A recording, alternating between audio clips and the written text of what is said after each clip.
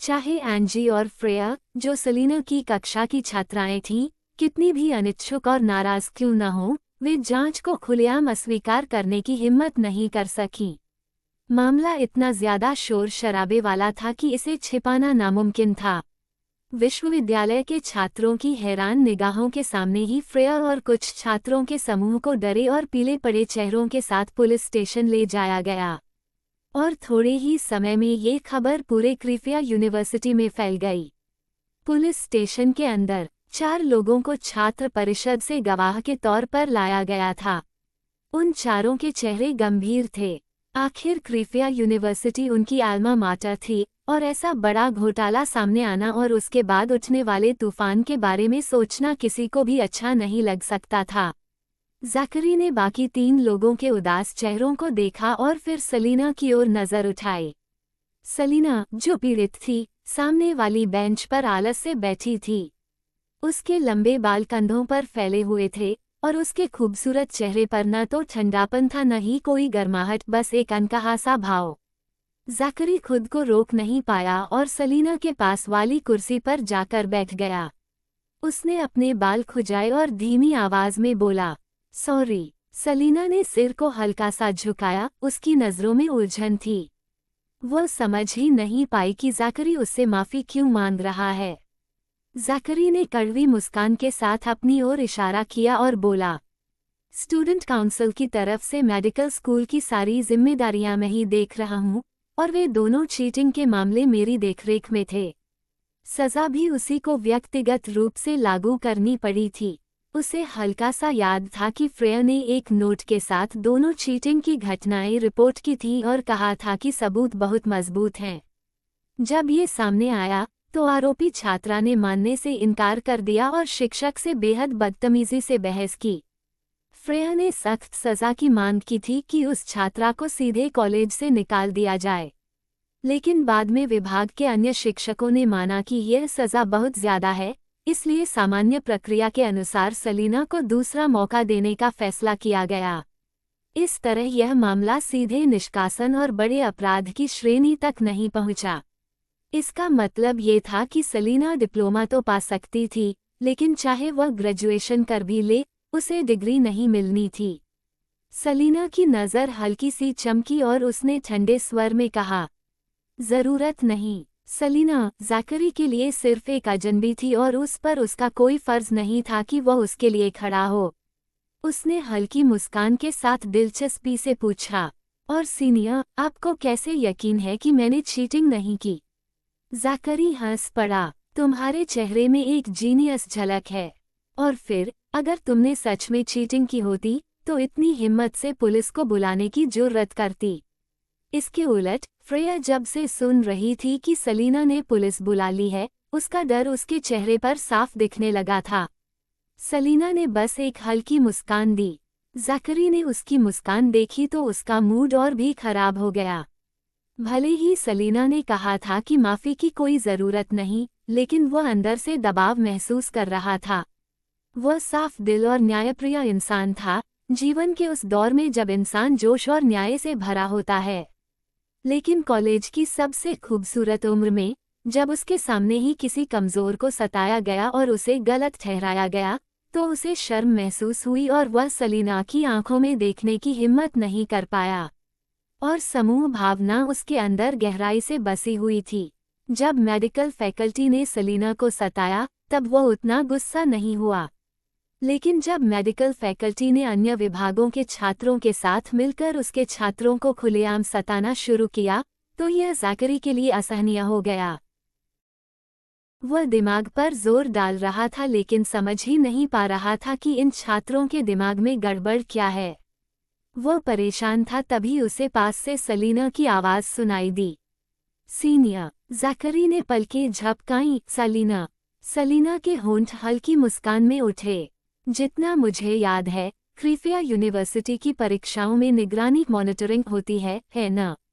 हाँ। ज़ैकरी को थोड़ा अंदाज़ा हो गया कि सलीना क्या कहना चाह रही है और तुरंत भरोसा दिलाया, चिंता मत करो, जैसे ही सर्वेलेंस चेक होगी, सबको अपने आप पता चल जाएगा कि तुम पर गलत आरोप लगाया गया है, और कॉलेज ज़रूर तुम्हें न्याय दिलाएगा।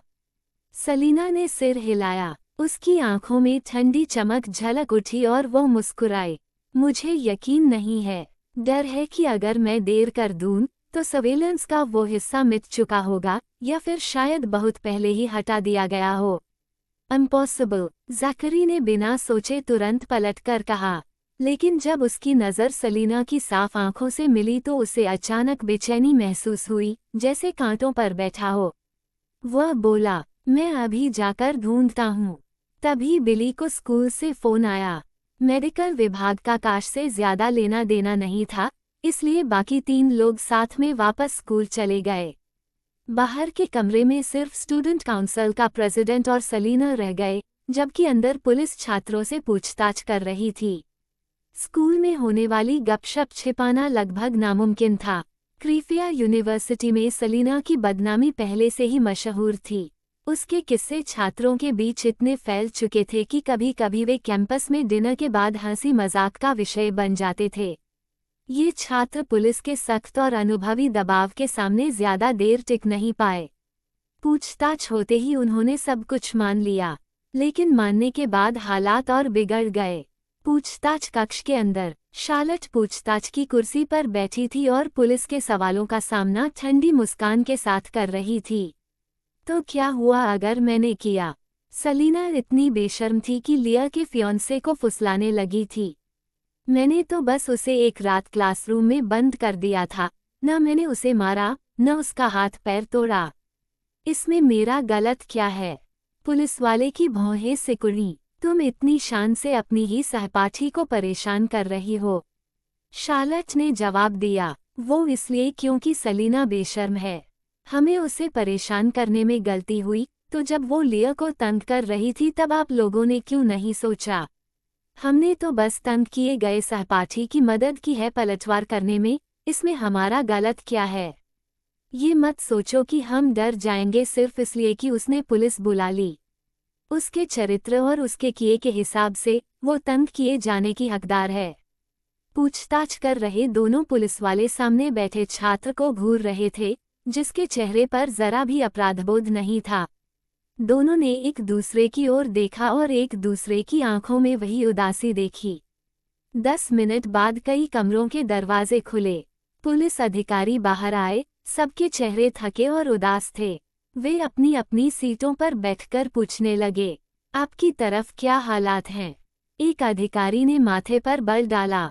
इन छात्रों को क्या हो गया है? प्राइमरी स्कूल के बच्चे तक जानते हैं कि सहपाठियों को सताना गलत है और उन्हें झगड़े सुलझाने चाहिए। लेकिन ये तो उल्टा एक पक्ष का साथ देकर दूसरे को और ज्यादा सताते हैं और उन्हें लगता है कि उन्होंने कोई गलत काम ही नहीं किया, जैसे इनका दिमाग धो दिया गया हो। दूसरे अधिकारी ने कहा, मेरे सामने उन्होंने गलती तो मानी, लेकिन सिर्फ पुलिस से डरकर। उनकी आंखों से साफ लग रहा था कि उन्हें अंदर से एहसास ही नहीं है कि वो गलत हैं। जैसे उन्हें पता है कि स्कूल वायलेंस गलत है, लेकिन उन्हें लगता है कि जो वो कर रहे हैं वो न्याय है। तीसरे अधिकारी ने कहा, मेरी तरफ तो और भी गड़बड़ थी। उन्होंने गलती मानने से ही इनकार कर दिया और कहा कि सलीना ने सीधा जाकर बिल्डिंग से कूद क्यों नहीं लिया। अगर वो मर जाती तो स्कूल एक मुसीबत से बच जाता। क्या यही एक अच्छे कॉलेज छात्र की बात होती है? कई लोगों ने एक दूसरे की ओर देखा और सबकी आंखों में वही अंधेरा और निराशा दिखाई दी। कार्यालय के बाहर स्टूडेंट काउंसिल का प्रेसिडेंट सलीना ने अपनी पलकों को झुका लिया और उसके होठों के कोनों पर हल्की मुस्कान उभरी, एक ऐसी मुस्कान जिसमें जरा भी गर्माहट नहीं थी। लिया की सबसे बड़ी ताकत यही थी कि वह अपनी कमजोर छवि का इस्तेमाल कर लोगों की भावनाओं से खेलती थी। दूसरों की सहानुभूति पाकर वह सलीना को बदनाम करती और बाकी सबको उससे दूर कर उससे नफरत करवाती। सालों से इस कक्षा के छात्र उसकी सोच से प्रभावित होकर धीरे धीरे टेढ़े हो गए थे। ये वही छात्र थे जो सलीना को चोट पहुंचाने में उसके जल्लाद बन सकते थे, लेकिन जरा सा समय बदलते ही वही चाकू बनकर लिया की तरफ भी मुड़ सकते थे। इतने सारे छात्र जब मानसिक रूप से प्रभावित हो चुके हों, तो इस बार वह नर्म और दयालु लिया बड़ी मुसीबत में फंस गई थी। सिर्फ 1 घंटे के भीतर दर्जन भर माता पिता पुलिस स्टेशन पहुंच गए। शुरुआत में ये माता पिता यह मानने को तैयार नहीं थे कि उनके बेटे बेटियां, जिन पर वे हमेशा अच्छे चरित्र और पढ़ाई में बेहतरीन होने का गर्व करते आए थे, ऐसे घिनौने काम कर सकते हैं। लेकिन जब उन्होंने खुद अपने बच्चों के मुंह से सच सुना और यह भी देखा कि वे अपनी गलती मानने से लगातार इनकार कर रहे हैं, तब जाकर धीरे धीरे उन्हें सच्चाई समझ आई। कुछ गुस्सैल माता पिता तो वहीं बेंच उठाकर अपने बच्चों को सबक सिखाने पर उतारू हो गए, मगर उन्हें रोक लिया गया। काफी हंगामे के बाद दर्जन भर माता पिता ऑफिस में जमा हुए, जहां पुलिस अधिकारी ने समझाया, हमारे मनोवैज्ञानिक का कहना है कि इन छात्रों पर किसी तरह की अस्वस्थ सोच का असर पड़ा है, जिसकी वजह से उनकी सोचने की दिशा बिगड़ गई है। एक मां ने सवाल किया, मेरी बेटी का दिमाग कैसे अस्वस्थ हो सकता है? उसका चरित्र हमेशा बेहतरीन रहा है और हर परीक्षा में वह अव्वल आई है। पुलिस अधिकारी ने धैर्यपूर्वक कहा, मैडम, अगर आपकी बेटी को सचमुच किसी सहपाठी ने तंग किया होता और उसने पलटवार किया होता, तो कोई यह नहीं कहता कि वह गलत है। लेकिन यहाँ मामला अलग है। जिस सहपाठी को उसने तंग किया, उसका आपकी बेटी से कोई लेना देना नहीं था। ये सब एक तरफा था और आपकी बेटी को लगा कि उसने जो किया उसमें कोई गलती ही नहीं है। उस माँ के पास जवाब नहीं था और उसकी झुंझलाहट और बढ़ गई। कोई भी किसी को नापसंद कर सकता है, उसे नज़रअंदाज कर सकता है, बात ना करे या उसे नज़रअंदाज करके किनारे कर दे, लेकिन किसी को चोट पहुंचाने का हक किसी के पास नहीं है।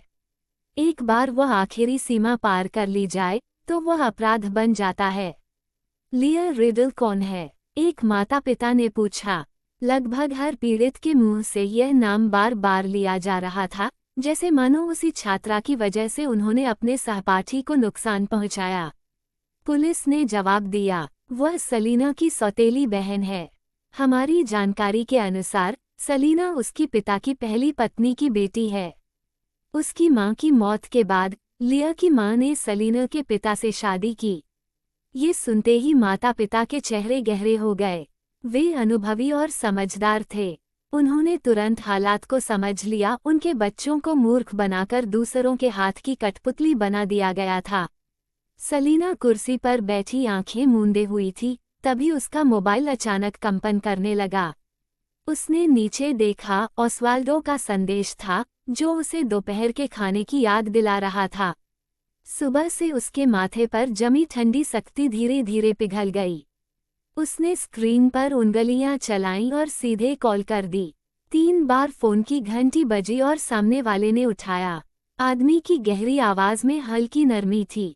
कहाँ हो? सलीना ने भौहें उठाईं। तो क्या वो उसे ढूंढने ओलिम्पस ग्रुप गया था? उसके नाजुक लाल होंठ हल्के से मुड़े। पुलिस स्टेशन में हूँ। फिर उसके पूछने से पहले ही उसने गर्मजोशी भरे स्वर में जोड़ दिया, आकर मुझे ले जाओ, मैं आधे घंटे में पहुंच। सलीना ने हामी भरते ही फोन काट दिया। जैसे ही उसने मोबाइल नीचे रखा, उसने ऊपर देखा तो डोमिनिक गुस्से से भरे चेहरे और ठंडी नजरों के साथ तेज कदमों से अंदर आता दिखाई दिया। उसकी आंखें सीधे सलीना के चेहरे पर जमी हुई थीं, जिनमें केवल नाराजगी थी। सलीना ने हल्के से अपनी भौहें उठाईं। शुरुआत में एंजी हिम्मत दिखा रही थी, लेकिन जैसे ही उसने माता पिता के गुस्से भरे विरोध प्रदर्शन को देखा, उसे हालात की गंभीरता समझ आ गई। डोमिनिक को देखते ही जैसे कोई सहारा मिल गया हो, वह घबराई हुई उसके पास भागी और रोते हुए बोली, ब्रदर, आप सलीना को सबक सिखाए, उसने मुझे फिर से सताया। उसने पुलिस को मुझे पकड़वाने के लिए बुला लिया और लिया को भी पकड़वा दिया। डोमिनिक ने आंसुओं से भरे एंजी के चेहरे की ओर देखा, उसके चेहरे पर ठंडापन था। फिर उसने सिर घुमाकर सलीना की उदासीन मुद्रा देखी। उसके दिल में कल से जमा हुआ गुस्सा अब बाहर निकलने का रास्ता पा गया। उसने सलीना की ओर गुस्से से देखते हुए ऊब भरे लहजे में कहा, सलीना, तुम्हें कभी तृप्ति नहीं होती है ना? स्टूडेंट काउंसिल का प्रेसिडेंट, जो पूरा मंजर देख रहा था, ठंडी आवाज में बोला, डोमिनिक, क्या तुम्हें पहले सच जानने की जरूरत भी नहीं लगी और तुम सीधे उसे दोषी ठहरा रहे हो? डोमिनिक की भौहें सिकुड़ गईं और उसने काउंसिल प्रेसिडेंट की ओर नजर डाली। भले ही वह सलीना के बगल में नहीं बैठा था, लेकिन डोमिनिक ये बर्दाश्त नहीं कर सकता था कि कोई और मर्द सलीना की तरफदारी करे। उसने ठंडे लहजे में पूछा, तुम कौन हो? रोनन गुडविल, क्रीफिया यूनिवर्सिटी के स्टूडेंट काउंसिल का प्रेसिडेंट। रोनन के चेहरे और नजरों में बिल्कुल भी भाव नहीं थे। आज जो हुआ उसमें एंजी मेडिकल विभाग गई और वहां से छात्रों का एक झुंड लेकर आई जिन्होंने सलीना पर हिंसा की। ये नज़ारा स्टूडेंट काउंसिल के सदस्यों ने देख लिया और तभी यह मामला पुलिस तक पहुंचा। अगर इतना सुनने के बाद भी तुम यह मानते हो कि गलती सलीना की ही है, तो मेरे पास कहने के लिए और कुछ नहीं है। डोमिनिक का चेहरा थोड़ा बदल गया और उसने हैरानी से एंजी की ओर देखा। आंसुओं से भीगे चेहरे के साथ एंजी ने दर्द भरे स्वर में कहा, आज मैंने उसे सबक सिखाया, यह मेरी गलती है। लेकिन ब्रदर, उसने मुझे कल ही 2 बार थप्पड़ मारा था, आपने खुद देखा था। मैं तो बस उसे सबक सिखाना चाहती थी। डोमिनिक का चेहरा अंधेरा हो गया और उसने एंजी पर सख्त नजरों से घूरा। एंजी सुबकते हुए रोने लगी, आंसू लगातार गिर रहे थे। उसकी आवाज टूट रही थी। ब्रदर, आप मुझे कैसे दोष दे सकते हैं? बचपन से आपने कभी मुझे छुआ तक नहीं, और सलीना क्या है? उसने हिम्मत की मुझे थप्पड़ मारने की। मुझे बहुत दर्द हुआ। अगर आपने मेरी मदद नहीं की, तो कम से कम मुझे डांटना तो मत। मैं वापस जाकर डैड को सब बताऊंगी। डोमिनिक ने उसके रोते हुए चेहरे को देखा और फिर भी उसे दोषी नहीं ठहराया। आखिरकार वो उसकी अपनी सगी बहन थी। एंजी हमेशा से प्यारी, आज्ञाकारी और चंचल रही थी, बस लाड़ प्यार ने उसे थोड़ा बिगाड़ दिया था। डोमिनिक सोच भी नहीं सकता था कि एंजी सलीना पर सच में हाथ उठा सकती है। उसने सलीना की ओर मुड़कर डांटते हुए कहा, सलीना, एंजी तो बस तुमसे मजाक कर रही थी। वो तुम्हारे साथ सच में कुछ नहीं करती। क्या तुम्हें हर छोटी बात को बड़ा बनाकर पूरे शहर में हंगामा करना जरूरी लगता है? डोमिनिक की यह बात सुनकर रोनन को लगा कि अब और बोलना बेकार है। उसने सिर झुका लिया और चुप्पी साध ली। सलीना ने ठुड्डी को एक हाथ से सहारा दिया। ऑस्वाल्डो का कॉल आने के बाद से उसका मूड बेहतर था और उसकी आवाज़ पहले जैसी ठंडी नहीं रही थी। उसने सिर हल्का सा टेढ़ा किया और डोमिनिक की ओर देखते हुए आलसी लहजे में पूछा, डोमिनिक, तुम्हें किस हक से मेरे मामलों में दखल देने का अधिकार है? डोमिनिक की मुठ्ठियां कस गईं और उसका चेहरा और गहरा हो गया। कल तक वह सलीना का फियांसे था, तब यह मायने रखता था कि वो उसके मामलों में हस्तक्षेप करे। लेकिन अब जब सगाई टूट चुकी थी, डोमिनिक सलीना के लिए सिर्फ एक अजनबी रह गया था। और जब वह अजनबी था, तो उसे सलीना के मामलों में बोलने का हक किसने दिया? सलीना जो करती है, उसका डोमिनिक से अब कोई लेना देना नहीं। सलीना पर आरोप लगाना तो दूर की बात थी। एंजी इतनी गुस्से में थी कि उसने पैर पटके और दिल से सलीना से नफरत करने लगी। वो पहले से ही सलीना को डोमिनिक से दूर करने की कोशिश कर रही थी, लेकिन उसने ये सोचा भी नहीं था कि डोमिनिक को छोड़ने के बाद सलीना और ज़्यादा चमकदार, खूबसूरत और शालीन बन जाएगी, जिससे उसकी जलन और बढ़ गई। उसकी नज़र में डोमिनिक द्वारा छोड़े जाने के बाद सलीना को रो रो कर बुरा हाल होना चाहिए था, जीते जी मरे जैसी हालत में। डोमिनिक का चेहरा सफ़ेद पड़ गया, उसके चेहरे पर छाया और गहरी हो गई। वह तिरस्कार से बोला, अगर बात एंजी की न होती, तो क्या तुम्हें लगता है कि मैं तुम्हारे जैसे लोगों से उलझना पसंद करता?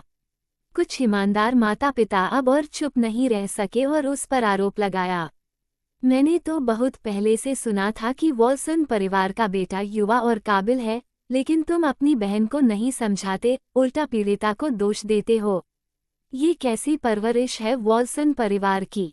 आम लोग अगर ऐसी चीज झेलते तो कब के सहन न कर पाते और बिल्डिंग से कूद जाते। सलीना की जान बची तो किस्मत अच्छी थी। मामला इतना बड़ा हो गया, फिर भी तुम खुद पर विचार नहीं करते, अपनी बहन को अनुशासित नहीं करते और सारी गलती दूसरों पर डालते हो। क्रीफिया का वॉल्सन परिवार तो बस इतना ही है। अगर तुम्हारी घमंडी और दबंग बहन न होती, तो बात यहाँ तक आती ही नहीं। अगर वॉल्सन परिवार अपनी बेटी को नहीं संभालेगा तो एक दिन कोई और उसे संभालेगा। इन माता पिता को अभी अभी पता चला था कि उनके सीधे सादे और गुणी बच्चे मानसिक दृष्टिकोण से परेशान थे। पहले से ही उनका दिल टूटा हुआ था, इसलिए वे अपने ज़मीर के खिलाफ जाकर सलीना, जो अकेली पीड़िता थी, को दोष नहीं दे सकते थे। जब उन्होंने वॉल्श भाई बहनों की करतूतें अपनी आंखों से सुनी तो अब उनके दिल में भरा गुस्सा और दबा नहीं रह सका। वहीं बैठे छात्र, जो अपने माता पिता के पास थे, ये सब सुनकर सलीना के बारे में कुछ बुरा बोलना चाहते थे, लेकिन जब उनके ही माता पिता ने उन्हें घूर कर देखा तो वे गुस्से में सिर झुकाकर चुप हो गए। डोमिनिक ने जब ये सारे आरोप सुने तो अचानक उसे एहसास हुआ कि मामला इतना आसान नहीं है जितना उसने समझा था। उसने सिर घुमाया तो सामने गुस्से से भरे चेहरे थे, जो एंजी को ऐसे घूर रहे थे मानो वह कोई अपराधी हो। उसने सलीना की साफ आंखों से नजरें हटाकर एंजी की आंखों में देखा और ठंडी आवाज में कहा, आखिर मामला है क्या? एंजी घबरा गई, सिर झुका लिया, होंठ सिकुड़े और वह रोने को हो गई। भाई, सच में मेरी गलती नहीं है, गलती सलीना की है। अब भी अपनी गलती नहीं मानती। एक अभिभावक तुरंत खड़ा हो गया। अगर तुम मेडिकल स्कूल जाकर उन बच्चों को भड़काती और सच्चाई न तोड़ती तो वे अपने ही सहपाठी के साथ ऐसा बेहुदा व्यवहार करते। अगर तुमने ओलिम्पस ग्रुप के पीआर विभाग को फोन न किया होता तो आज ये सब होता। पहली बार सुन रहा हूँ कि पुलिस को बुलाने पर भी पीड़ित ही गलत होता है। शार्लेट ने पिता की आस्तीन खींची और नाराजगी से बोली, डैड, आप सिर्फ हमें मत डांटिए, आपको पता ही नहीं कि सलीना किस तरह की इंसान है। चुप रहो, उसके पिता ने ठंडी नजरों से उसे देखा। मैं इतना बुरा भी नहीं हूं कि सही गलत न समझ सकूं। शार्लेट की आंखें आंसुओं से लाल हो गईं। उसने रोना रोकने की कोशिश की, लेकिन अब कुछ बोलने की हिम्मत नहीं हुई। एंजी डर गई, उसका चेहरा सफ़ेद पड़ गया और वह जल्दी से डोमिनिक के पीछे छिप गई। डोमिनिक ने एंजी की ओर नीचे देखा, भौहें सिकुड़ी और ठंडी आवाज में पूछा, तुमने ओलिम्पस ग्रुप के पीआर विभाग को क्यों फोन किया? एंजी ने होंठ सिकुड़ते हुए रोते हुए कहा, स्कूल जल्दी शुरू होने वाला है, मैं तो बस चाहती थी कि सलीना वापस क्लास में आ जाए। डोमिनिक का चेहरा धीरे धीरे और गहरा होता गया। भले ही डोमिनिक हमेशा एंजी की तरफदारी करता था, लेकिन वह जानता था कि उसका सलीना के प्रति नापसंद होना सिर्फ उसे क्लास में वापस लाने तक सीमित नहीं हो सकता। उसने जरूर बाद में और भी ज्यादा घिनौनी हरकतें की होंगी। डोमिनिक ने वहां मौजूद दर्जन भर पेरेंट्स की ओर देखा, गहरी सांस ली और जिम्मेदार पुलिस वाले की ओर मुड़कर बोलने ही वाला था कि अचानक सलीना की आवाज गूंजी। उसका लहजा नर्म लेकिन बर्फीली ठंडक से भरा हुआ था। डोमिनिक, लिया ने इस क्लास के स्टूडेंट से कहा कि तुम उसके बचपन के दोस्त हो और यह कि मैंने रिडल परिवार की बड़ी बेटी होने का रुतबा दिखाकर उसे रखेल की बेटी कहा, ये कहते हुए कि वह तुम्हारे लायक नहीं है। और मैंने सिरिल को नीच तरीकों से मजबूर किया कि वो हमारे बीच शादी का कॉन्ट्रैक्ट करे और इस तरह मैंने तुम्हें उससे छीन लिया। वह सीधी लिया की ओर देखने लगी, जो बाहर गेट से जल्दी जल्दी आई थी। सलीना ने हल्की मुस्कान के साथ पूछा, इस बारे में तुम्हें कुछ कहना है? डोमिनिक अचानक सन रह गया। लिया, जिसे अभी अभी पुलिस का समन मिला था, सही से सांस भी नहीं ले पाई थी कि सलीना का सवाल उसके सामने आ गया। उसका चेहरा तुरंत विकृत हो उठा। उसने सलीना को घूरा, आंखों में जहरीली ठंडक साफ झलक रही थी। लेकिन यह नफरत भरी नज़र कुछ सेकंड ही टिकी और तुरंत ही उसने खुद को एक नाजुक और थकी हारी लड़की का रूप दे दिया। लिया ने अपनी ग्रास सीधी की और धीरे धीरे आगे बढ़ी। उसकी आवाज़ न बहुत ऊंची थी न बहुत धीमी, एक बड़ी फैमिली की बेटी का रुज़व और तहजीब साफ झलक रहा था। उसने सिर झुकाए, बेहद आज्ञाकारी मुद्रा में कहा, हेलो, मैं सलीना की बहन लिया हूँ। पेरेंट्स ने उसे ठंडी निगाहों से देखा। उनके चेहरों पर नाराजगी साफ झलक रही थी।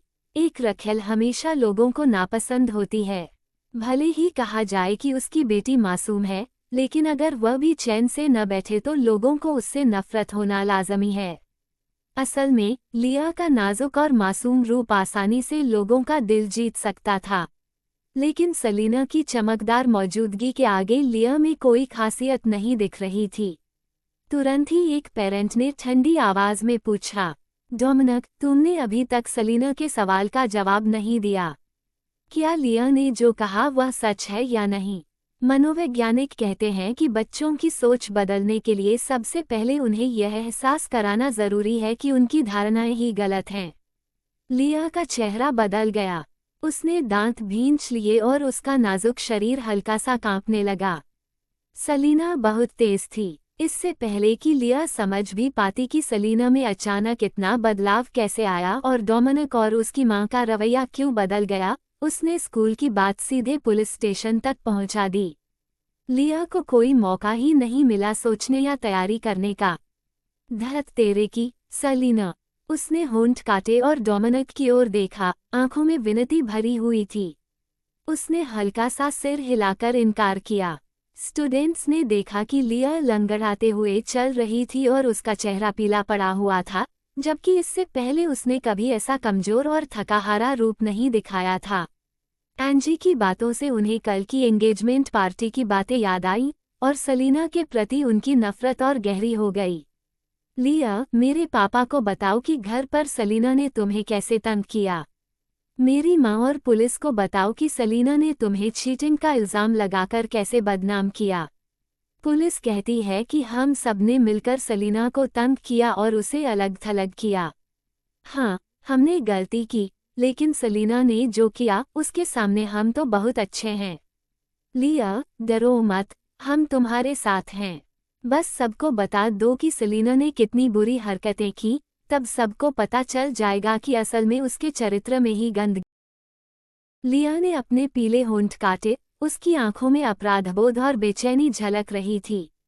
वह सलीना को देख रही थी, मानो उससे डरती हो। उसका पूरा शरीर कांप रहा था। रुंधे हुए स्वर में बोली, सलीना, ये सब मेरी ही गलती है, मेरी मौजूदगी ही तुम्हें खटकती है, मुझे माफ कर दो।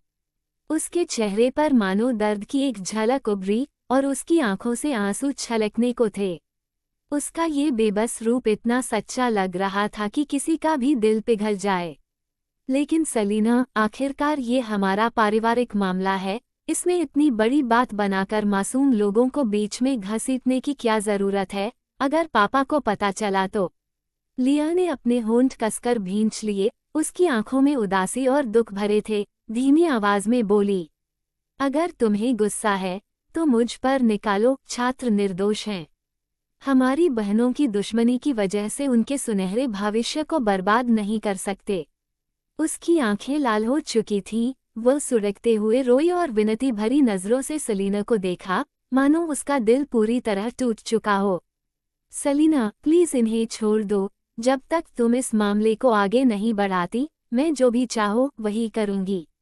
सलीना के होंठों पर एक बर्फीली मुस्कान तैर गई। उसने लिया को हल्की सी शरारत भरी नजर से देखा। कुछ भी। लिया का दिल कस गया, उसकी हथेलियों में ठंडा पसीना छलक आया। लेकिन उसे पूरी तरह मालूम था कि अगर यह मामला हाथ से निकल गया तो उसके लिए कितना बड़ा नुकसान होगा। वह मुश्किल में थी और उसे समय निकालने के लिए सलीना को फिलहाल शांत करना ही था। उसकी आंखों में क्षण भर के लिए ठंडी चालाकी चमकी, लेकिन चेहरा दृढ़ और गंभीर रहा जब उसने सलीना को देखा। हाँ, अगर तुम इस मामले को छोड़ दो तो मैं जो चाहो वही करूंगी। सलीना ने दृढ़ निश्चय से भरी लिया को घूरा, हल्के से सिर टेढ़ा किया और धीमे से मुस्कुराए। अगर मैं चाहूं कि तुम खुद अपनी रिडल फैमिली की विरासत छोड़ दो तो? लिया ने घूरते हुए सलीना को देखा, उसकी आंखें क्रोध से भर उठीं। इससे पहले कि वह कुछ कहती, एंजी गुस्से से चिल्लाए, सलीना, हद मत करो। रिडल फैमिली लिया की है, तुम कौन होती हो उससे मुकाबला करने वाली? डोमिनिक का चेहरा भी थोड़ा फीका पड़ गया। वह लिया को चिंतित नजरों से देख रहा था कि कहीं वह सच में सलीना की इस हद से ज्यादा मान के आगे झुक न जाए। सलीना ने वॉल्सन परिवार के दोनों भाई बहनों के तनाव और गुस्से भरे चेहरे देखे, उसकी आंखों में अहंकार चमक उठा। वह ठंडी मुस्कान के साथ बोली, तिरस्कार और उपहास से भरी, जिंदगी में पहली बार मैंने सुना है कि कोई नाजायज औरत की बेटी खुलेआम और ईमानदारी से असली पत्नी से जन्मी बड़ी बेटी को हटाकर पारिवारिक संपत्ति विरासत में लेने की योग्यता रखती है। मिस वॉल्सन, क्या तुम पागल हो? एंजी का चेहरा गुस्से से लाल हो गया, लेकिन वह सलीना का खंडन नहीं कर सकी। उसने बस ठंडी आवाज में तिरस्कार से कहा, अगर रिडल फैमिली तुम्हारे हाथ में आ गई तो तुम इसे बर्बाद कर दोगी। क्या तुम्हें कंपनी संभालने की काबिलियत है? लिया रिडल फैमिली को बेहतर बना सकती है, ये परिवार उसी को मिलना चाहिए। सलीना की आंखों में हल्की मुस्कान थी, उसका लहजा साफ और हल्का था जब उसने उपहास भरी हंसी छोड़ी। रिडल फैमिली मेरी माँ ने बनाई थी, और ये लिया जो एक नाजायज औलाद है और मेरी माँ की दुश्मन की बेटी है, हिम्मत करती है कहने की कि वह इस परिवार की विरासत चाहती है। इसमें इतनी हिम्मत कैसे? लिया बुरी तरह कांप गई, उसके चेहरे पर दुख की झलक थी। सलीना ने अपने बालों को झटका और घमंड से बोली, मैं सलीना ही रिडल फैमिली की इकलौती बेटी हूँ, जन्म से ही इस परिवार की वारिस। जब तक मैं खुश हूँ, चाहे मैं अपनी चीजें खो दूँ, उनसे खेलूं या उन्हें किसी को दे दूँ, वो मेरी मर्जी होगी। और मिस वॉल्सन जैसे बाहरी लोगों की इतनी औकात नहीं कि मेरे रिडल फैमिली के मामलों पर हुक्म चलाएं। एंजी गुस्से से चीख पड़ी, वह सलीना पर झपटकर उसे फाड़ देना चाहती थी। उसे डोमिनिक ने पीछे खींच लिया। सलीना चाहे कितनी भी कड़वी क्यों न लगे, लेकिन एक बात पर वह सही थी, रिडल परिवार के मामलों में वे, जो इस समय बाहरी हैं, कभी खुलकर दखल नहीं दे सकते। ऐसा करने से शक होगा कि उनके इरादे बुरे हैं। उसने बस लिया की ओर चिंता और घबराहट भरी निगाहों से देखा, उसकी आंखों में अपराधबोध और बेबसी साफ झलक रही थी। वो छात्र अब और चुप न रह सके और लिया के लिए बोल पड़े, डैड, आपने देखा, यही तरीका है जिससे सलीना ने लिया को सताया है। उसका स्वभाव कितना जहरीला और खराब है, हम सही कह रहे हैं। उस पेरेंट ने ठंडी हंसी के साथ कहा, वह सच कह रही है। अगर मैं किसी नाजायज बेटी और सौतेली माँ को घर लाकर तुम्हारी माँ की मेहनत की कमाई हुई दौलत तुम्हारी सौतेली बहन को दे दूं और तुम्हें घर से निकाल दूं, तो क्या तुम तब भी यही बात चेहरे पर मुस्कान के साथ कह सकोगे? लड़की का चेहरा सफ़ेद पड़ गया और वह अचानक चुप हो गई। वह पेरेंट ठंडी हंसी हंसा और लिया की ओर देखा, चूंकि तुम सब लिया का इतना बचाव करते हो, मुझे लगता है उसका दिल सचमुच अच्छा और साफ है। उसे दूसरों की चीज़ों पर लालच नहीं होना चाहिए। तुम्हारे भविष्य और परिवार की शांति के लिए मुझे पूरा यकीन है कि वो सलीना का प्रस्ताव जरूर मान लेगी। लड़की ने दृढ़ता से कहा, बिल्कुल, लिया का चरित्र और शिक्षा दोनों बेहतरीन हैं। वो एक अंतर्राष्ट्रीय स्तर की मशहूर परफ्यूमर है, हमेशा आत्मनिर्भरता में विश्वास करती है। उसे अपनी पहचान पता है और उसने कभी सलीना से किसी चीज़ के लिए मुकाबला नहीं किया, बल्कि उसने उस आदमी को भी सलीना के लिए छोड़ दिया जिसे वह पसंद करती थी। वह रिडल परिवार की संपत्ति के लिए अपना गर्व कभी नहीं खोएगी। रिडल परिवार के बिना भी वह जरूर सलीना से कहीं बेहतर जिंदगी जी सकती है। वह पेरेंट बस व्यंग्य भरी हंसी हंसा। छात्रों का पूरा समूह सलीना की ओर गुस्से और चिढ़ से भरी नजरों से घूर रहा था। लिया की सामान्य छवि सचमुच बहुत अच्छी तरह से संभाली गई थी, लेकिन कई बार ये बनाई हुई परफेक्ट पर्सोना उसे पलटकर भारी भी पड़ सकती है। लिया का शरीर सख्त हो गया, उसके नुकीले नाखून उसकी हथेली में गहरे धंस गए और उसकी नज़रें सीधी सलीना पर टिकी रहीं, आंखों में गहरा आक्रोश भरा हुआ था। सलीना ने मानो उसकी आंखों की वह तिक्तता देखी ही नहीं। उसने शांत स्वर में कहा, ये पुलिस स्टेशन है, यहाँ पहले से ही वकील और नोटरी मौजूद हैं। बस तुम्हें सिर हिलाना है, तुरंत एक समझौता लाकर रख दिया जाएगा। जैसे ही तुम उस पर साइन करोगी, मैं केस वापस ले लूंगी और इस मामले को आगे नहीं बढ़ाऊंगी। और मैं वापस रिडल परिवार में लौट आऊंगी, जैसा तुम चाहती हो, और हम चारों एक परिवार की तरह चैन से साथ रहेंगे। अब कोई झगड़ा नहीं होगा। मेरी दयालु, नर्मदिल और न्यायप्रिय और अच्छी बहन, तुम तो इतनी उत्कृष्ट हो, एक जीनियस हो और परफ्यूमर भी। रिडल परिवार की संपत्ति के बिना भी तुम्हें खुद को संभालने में कोई परेशानी नहीं होगी, बल्कि तुम शायद अंतर्राष्ट्रीय स्तर पर और मशहूर हो जाओगी। सलीना के होंठों पर हल्की व्यंग्य भरी मुस्कान उभरी। उसने पूछा, ये हमेशा के लिए एक समाधान है, सबके लिए अच्छा है। लिया, तुम मानती हो या नहीं? लिया बुरी तरह कांप रही थी, होंठ काटते हुए जैसे कुछ दबा रही हो या सोच विचार कर रही हो। बहुत देर बाद उसने मुश्किल से अपनी आवाज निकाली। सलीना, तुम जानती हो कि रिडल फैमिली के मामलों का फैसला करना मेरे बस की बात नहीं है। सलीना ने हल्की सी नाक से आवाज निकाली। डोमिनिक ने अचानक राहत की सांस ली, लेकिन वे स्टूडेंट्स हक्के बक्के रह गए और लिया की तरफ चौंक कर देखने लगे। अभी अभी बोलने वाले पेरेंट ने मानो अपनी बेटी को शिक्षा देने का निश्चय कर लिया और ठंडे स्वर में आगे कहा, लिया, ये सच है कि रिडल फैमिली के मामले तुम्हारे फैसले से नहीं चलते, लेकिन इसका ये मतलब बिल्कुल नहीं कि तुम अपना निजी रुख नहीं ले सकती और रिडल फैमिली की विरासत छोड़ नहीं सकती। तुम अब बड़ी हो चुकी हो, जैसे मेरी बेटी ने कहा, तुम में प्रतिभा है, तुम अपने दम पर अपना हक कमा सकती हो, बजाय इसके कि यूं ही उलझी रहो। मालकिन की बेटी होना शर्म की बात नहीं, लेकिन दिल से बुरा होना ही असली शर्म की बात है। अगर तुम रिडल फैमिली की संपत्ति छोड़ना नहीं चाहती, तो किसी के पास तुम्हें दोष देने का हक नहीं। आखिरकार हर किसी की अपनी पसंद होती है, लेकिन मैं चाहती हूँ कि तुम सच बोलो, न कि हमेशा ऐसे आधे अधूरे रवैये से बच्चों को बार बार गलतफहमी में डालो। आखिर में उसकी आवाज सख्त हो गई। लिया कांप उठी, जैसे अचानक जड़ हो गई हो, और अगले ही पल उसका चेहरा पीला पड़ गया।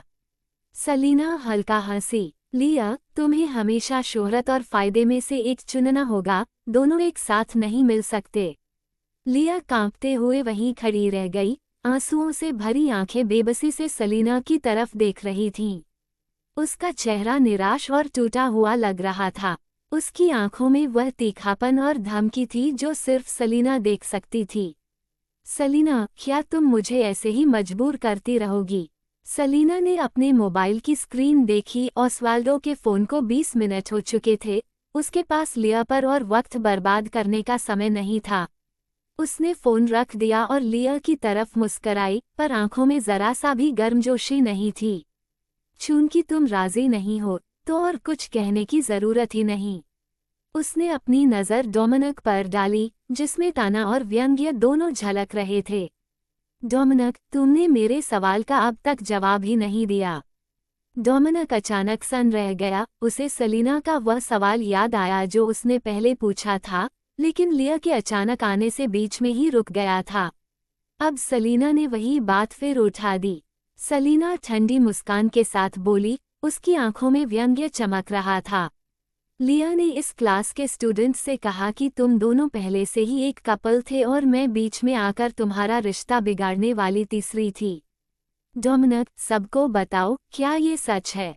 डोमिनिक घबराया और लिया की तरफ देखने लगा।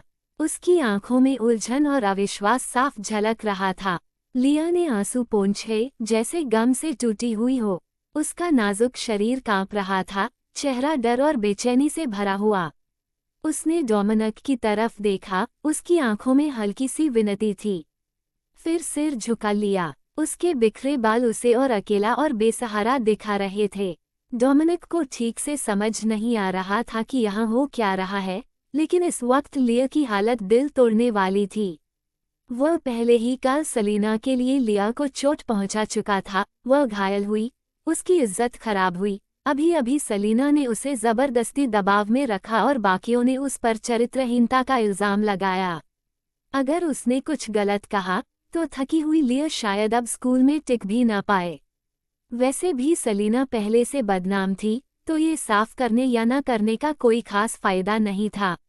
डोमिनिक ने गहरी सांस लेकर अपने दिल की घुटन को दबाया, अपराधबोध को किनारे रखा और गहरी आवाज में बोला, मैं बहुत पहले से ही लिया से गुप्त प्रेम करता था। अगर वह मैरिज कंट्रैक्ट न होता, तो मैं कभी तुम्हारे साथ कपल न होता। जब डोमिनिक ने अपनी बात पूरी की, तो उसने घबराहट में अपनी नज़रें फेर ली। पहली बार सलीना की साफ आंखों में सीधे देखने की हिम्मत नहीं जुटा पाया। सलीना ने भौहें उठाईं। उसके चेहरे पर निराशा का कोई भाव नहीं था, लेकिन आंखों में ठंडक और उपहास भरा हुआ था। उसने हाथ उठाकर अपने दिल पर रखा, मानो वहां उठ रहे दर्द को शांत करने की कोशिश कर रही हो। जब कोई आदमी नीच होता है तो उसकी कोई सीमा नहीं होती। सलीना के दिल का आखिरी पवित्र कोना भी वो बेरहमी से रौंद सकता है। जैसे ही डोमिनिक की बात खत्म हुई, एंजी ने ठुड्डी उठाकर विजय के भाव से चिल्लाया, मैंने पहले ही कहा था, सलीना बेशर्म औरत है। उसे गुस्सा था कि लिया की मां ने उसके पिता को छीन लिया, इसलिए उसने नीच तरीकों से मेरे भाई को फंसाया और लिया से बदला लेना चाहा। उसे मेरे भाई से असली मोहब्बत नहीं है, मेरा भाई तो बस लिया से बदला लेने का जरिया है। वह नीच दिल की औरत है। चुप रहो, डोमिनिक ने गुस्से से बीच में रोक दिया। वह बाकी सब इनकार कर सकता था, लेकिन यह नहीं कि सलीना ने उससे सच्चा प्यार किया था। उसके मन में पहले से ही सलीना के लिए अपराधबोध था। इस वक्त अपनी बहन की बकवास सुनना, जो बेतकल्लुफी से सलीना की भावनाओं को कुचल रही थी, यह उसे भी हद से ज्यादा लगा। और ऊपर से सलीना खुद ये सब सुन रही थी। सलीना के चेहरे पर कोई भाव नहीं था, वह कुछ नहीं बोली। उसने भौहें सिकोड़ी, उसकी उंगलियां उसके दिल पर टिकी हुई थीं, मानो बेचैनी बढ़ गई हो, यहाँ तक कि उसकी सांसों की लय भी बिगड़ गई। ठंडी नजरों से देख रहे रोनन ने उसे देखा और पूछा, ठीक नहीं लग रहा। सलीना ने सिर हिलाया। वॉल्सन परिवार के दोनों भाई बहन को देखते हुए हल्की सफेदी लिए चेहरे के साथ बोली, थोड़ी देर में ठीक हो जाऊंगी। लिया ने सलीना के भाव देखे और सिर झुका लिया, होंठों के कोने से एक ठंडी मुस्कान दबा ली। उसे लगा था कि वह अब सचमुच परवाह नहीं करती, लेकिन ये तो सब दिखावा था। एंजी डांटे जाने पर रो पड़ी, आंसू बहते हुए बोली, भाई, तुम उस औरत की वजह से मुझ पर ऐसे कैसे हो सकते हो? एक शब्द और कहा तो निकल जाओगी। डोमिनिक ने कठोरता से टोका। वो हमेशा सोचता था कि एंजी मासूम है और उसका रिश्ता सलीना से बस लड़कियों के बीच का एक छोटा झगड़ा है। लेकिन इस पल एंजी के चेहरे को देखते हुए उसे एहसास हुआ कि वह अब तक बहुत हल्के में सोच रहा था। ये देखकर कि वह सचमुच गुस्से में है, एंजी इतनी डर गई कि तुरंत अपना मुंह ढक लिया। एंजी भले ही चुप हो गई, लेकिन वे छात्र जो पहले से ही सलीना को नापसंद करते थे, अब भड़क उठे। पापा, आपने सब सुना? सलीना एक रखेल है। लिया से बदला लेने के लिए उसने इतनी नीच हरकत कर दी। माँ, लिया की पैदाइश पर सवाल हो सकता है, लेकिन सलीना का चरित्र ही खराब है। उसने नीच तरीकों से अपने बहनोई को फंसाया, स्कूल में चीटिंग की और उल्टा लिया पर इल्जाम लगाया। वो हमारी क्रीफिया यूनिवर्सिटी की सबसे बड़ी बदनामी है। जो तीसरे बनकर किसी का रिश्ता तोड़ सकती है, उसका चरित्र भला कितना अच्छा होगा। माँ, आपने सुना ना, सलीना ने लिया का रिश्ता तोड़ा, अपने पसंद के इंसान को सिर्फ बदला लेने के लिए इस्तेमाल किया।